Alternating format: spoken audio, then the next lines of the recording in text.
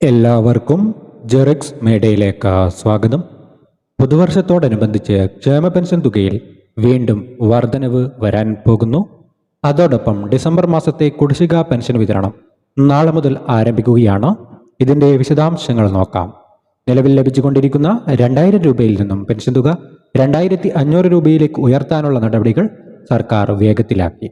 വരാനിരിക്കുന്ന സംസ്ഥാന ബജറ്റിൽ ഇത് സംബന്ധിച്ച ഔദ്യോഗിക പ്രഖ്യാപനം ഉണ്ടാകുമെന്നാണ് റിപ്പോർട്ടുകൾ സൂചിപ്പിക്കുന്നത്. നിയമസഭാ തെരഞ്ഞെടുപ്പിന് മുന്നോടിയായി വാഗ്ദാനം ചെയ്ത പ്രകാരം അർഹരായ എല്ലാ ഗുണഭോക്താക്കൾക്കും 2500 രൂപ വീതം ഉറപ്പാക്കും. കേന്ദ്രവിഹിതം ലഭിക്കുന്ന NSAP വിഭാഗത്തിൽപ്പെട്ടവർക്കും ഈ വർധനവിൻ്റെ ആനുകൂല്യം നേരിട്ട് അക്കൗണ്ടിൽ എത്തുന്നതാണ്. ഡിസംബർ മാസത്തെ പെൻഷൻ വിതരണം അവസാന ഘട്ടത്തിലേക്ക് കടക്കുകയാണ്. സാങ്കേതിക കാരണങ്ങളാൽ ഇതുവരെ തുക ലഭിക്കാത്ത ക്ഷേമനിധി ബോർഡ് അംഗങ്ങൾക്കും ഏകദേശം 8 ലക്ഷം പേർ, കേന്ദ്രവിഹിതത്തിൽ കുറവ് വന്നവർക്കും നാളെ മുതൽ അക്കൗണ്ടിലേക്ക് തുക എത്തിത്തുടങ്ങും. സേവന വെബ്സൈറ്റിൽ സ്റ്റാറ്റസ് വന്നിട്ടും പണം ലഭിക്കാത്തവർക്കും നാളത്തെ വിതരണത്തോടെ പരാതികൾ പരിഹരിക്കപ്പെടും. പെൻഷൻ തുക വർദ്ധിപ്പിക്കുന്നതിൻ്റെ ഭാഗമായി മസ്റ്ററിങ്ങും പരിശോധനകളും കർശനമാക്കുകയാണ്. വാർഡ് തലത്തിൽ ഭൗതിക സാഹചര്യങ്ങൾ നേരിട്ട് പരിശോധിക്കും.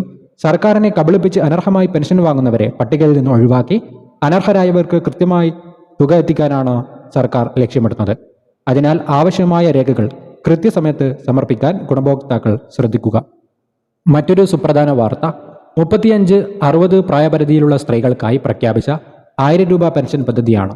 മഞ്ഞ പിങ്ക് കാർഡ് ഉടമകൾക്കും ട്രാൻസ് വുമൺ വിഭാഗത്തിൽ ഉള്ളവർക്കും ഇതിലേക്ക് അപേക്ഷിക്കാം. ഇതുവരെ 8.52 ലക്ഷം അപേക്ഷകർ ലഭിച്ചു കഴിഞ്ഞു. അർഹരായവർക്ക് ഇനിയും വെബ്സൈറ്റ് മുഖേന തദ്ദേശ സ്ഥാപനങ്ങളിൽ നിന്നും അപേക്ഷ സമർപ്പിക്കാൻ സാധിക്കുന്നതാണ്.